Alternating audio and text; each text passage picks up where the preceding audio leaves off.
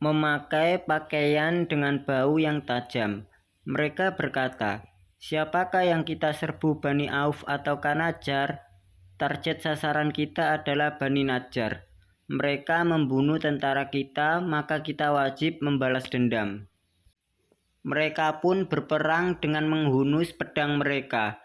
Kilatan mereka laksana awan yang mencurahkan hujan. Di tengah mereka ada Amr bin Tolah. Semoga Tuhan memanjangkan umurnya di tengah kaumnya. Pemimpin yang mengungguli raja-raja, barang siapa yang membidik Amr, dia tidak akan punya daya. Orang-orang suku Ansor yang berada di kawasan itu berkeyakinan bahwa kegeraman Tuba adalah untuk menyerang desa di mana orang-orang Yahudi berada di antara mereka. Dia hanya menginginkan menghancurkan mereka, lalu mereka cegah melakukan pembantaian hingga akhirnya dia pulang. Oleh sebab itulah dia berkata dalam syairnya, "Kegeraman atas dua kabilah yang tinggal di Yastrib lebih pantas bagi mereka dapatkan siksa hari yang merusak." Ibnu Hisham berkata, syair yang ada di bait ini adalah syair yang dibikin-bikin karena melarang untuk mengakui keabsahannya.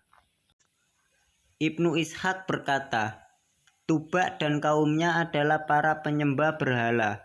Maka dia segera menuju ke Mekah saat perjalanan pulang menuju Yaman. Tatkala dia berada di antara Usfan dan Amats, datanglah sekelompok orang dari keturunan Huzail bin Mudrika bin Ilyas bin Mudor bin Nizar bin Ma'at. Mereka berkata padanya, "Wahai raja, maukah Tuhan kami tunjukkan pada sebuah baitul mal yang ditinggalkan raja-raja sebelum ini? Di dalamnya ada mutiara, topas, rubi, emas, dan perak." Tuba menjawab, "Tentu saja." Mereka berkata, "Sebuah rumah di Mekah yang disembah oleh penduduknya dan mereka melakukan sholat di tempat itu." Orang-orang Huzail melakukan ini semua untuk membinasakannya karena mereka tahu bahwa siapapun yang bermaksud jahat dari raja-raja maka dia pasti celaka. Tatkala dia yakin atas apa yang dikatakan oleh mereka, dia mengutus utusannya untuk menemui dua orang pendeta Yahudi, dan dia pun menanyakan tentang masalah ini kepada keduanya. Kedua pendeta itu berkata, "Orang-orang itu tidak menginginkan apapun kecuali kehancuran Tuhan dan pasukan Tuhan. Saya tidak tahu ada satu rumah pun di dunia yang Allah jadikan untuk dirinya selain rumah itu, Baitullah. Jika Tuhan lakukan apa yang mereka katakan, Tuhan dan orang-orang yang bersama Tuhan akan binasa." Tuba berkata, "Lalu apa yang mesti saya perbuat saat saya datang ke tempat itu?" Pendeta itu menjawab, "Lakukan apa yang dilakukan oleh orang-orang setempat. Tuhan melakukan tawaf, mengagungkannya dan menghormatinya. Cukurlah rambut Tuhan, rendahkanlah diri hingga Tuhan keluar darinya." Tuba berkata, "Kenapa engkau berdua tidak juga mengunjunginya?" Mereka berkata, "Ketahuilah, demi Allah sesungguhnya dia adalah rumah leluhur kami, Ibrahim, dan sesungguhnya dia adalah sebagaimana yang telah kami beritahukan kepadamu. Namun ada penghalang antara dia karena mereka memancangkan berhala-berhala di sekitarnya dan aliran darah yang mereka tumpahkan di sana. Mereka adalah najis dan ahli syirik, atau sebagaimana keduanya katakan padanya." Maka dia pun mengerti nasihatnya dan kejujuran ucapannya. Dia pun mendekati suku Huzail, kemudian memotong tangan dan kaki mereka. Lalu dia beranjak menuju Mekah. Setibanya di sana dia melakukan tawaf, menyembelih kurban, mencukur rambut, dan tinggal di Mekah selama 6 hari. Sebagaimana disebutkan, dia berkurban binatang untuk manusia, memberikan makan penduduknya, memberi mereka minuman dari madu, dan tidurnya dia bermimpi menyelubungkan kiswah kain penutup Baitul Haram. Maka dia pun menyelubunginya dengan cabang-cabang kurma yang dirangkai. Kemudian dia diperlihatkan mimpi dalam tidurnya untuk menyelubungi Ka'bah itu dengan selubung yang lebih baik. Maka dia pun menyelubunginya dengan kain makfir, jenis kain asal Yaman. Dengan demikian, menurut anggapan mereka, Tuba adalah orang pertama yang menutupi Ka'bah dengan kain dan mewasiatkan pada gubernurnya untuk melakukan hal yang sama, dan mewanti-wanti mereka agar tidak ada darah, tidak pula bangkai, tidak pula ada darah haid di sana. Kemudian dia membuat pintu dan kunci Ka'bah. Subai'ah bin Al-Ahab bin Zabinah bin Zazimah bin Auf bin Nasr bin Muawiyah bin Bakr bin Hawazin bin Mansur bin Ikrimah bin Khafaso bin Khois bin Ghailan. Dia berada di bawah pemeliharaan Abdumanaf bin Ka'ab bin Sa'ad bin Taim bin Murrah bin Ka'ab bin Lu'ay bin Ghalib bin Fir bin Malik bin Nazar bin Kinana mengatakan sebuah syair kepada anaknya yang bernama Khalid, yang menggambarkan agungnya kehormatan Mekah.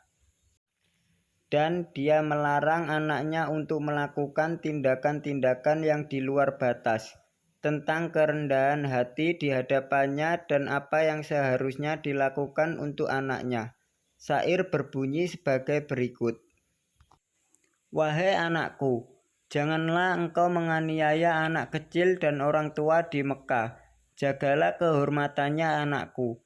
Jangan tipuan memperdayakanmu. Barang siapa yang berlaku aniaya di Mekah, dia akan menelan keburukannya. Wahai anakku, dia akan dipukul mukanya dan kedua tulang pipinya dibakar. Wahai anakku, aku telah mengalaminya, maka aku dapatkan orang zalim selalu binasa. Allah menjadikannya aman walaupun tidak ada istana dibangun di pelatarannya. Allah jaga burung-burungnya dan kambing liar pun aman di Gunung Sabir.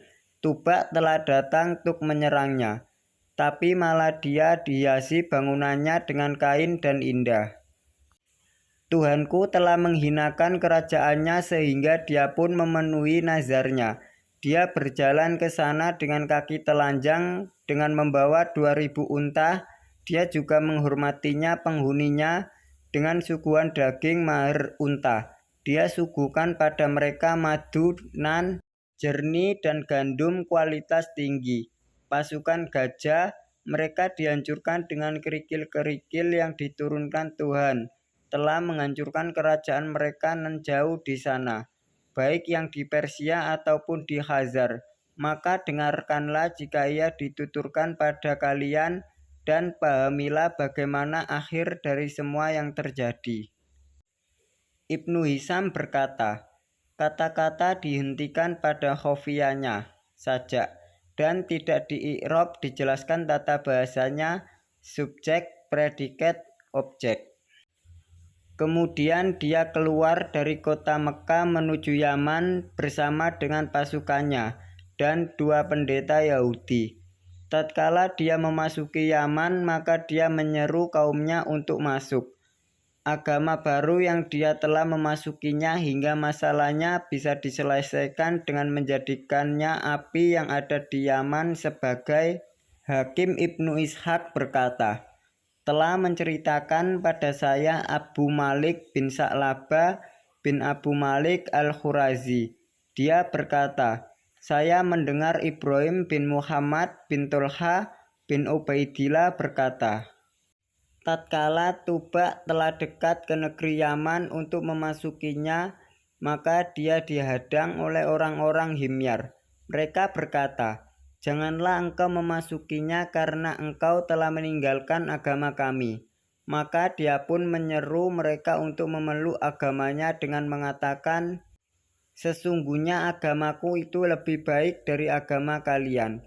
Maka mereka pun berkata, maka marilah kita selesaikan di depan api. Dia pun berkata, ya. Ibnu Ishaq menambahkan, dalam kepercayaan orang-orang Yaman, di Yaman terdapat api di mana mereka menyelesaikan perkara yang sedang mereka perselisihkan. Api akan membinasakan orang yang zalim dan membiarkan orang-orang yang dizolimi. Maka kaumnya keluar dengan membawa berhala-berhala mereka dan benda-benda yang biasa mereka jadikan sebagai sesajen. Sedangkan pendeta Yahudi membawa 2 mushaf yang digantung di leher mereka, hingga mereka pun duduk di depan tempat keluarnya api.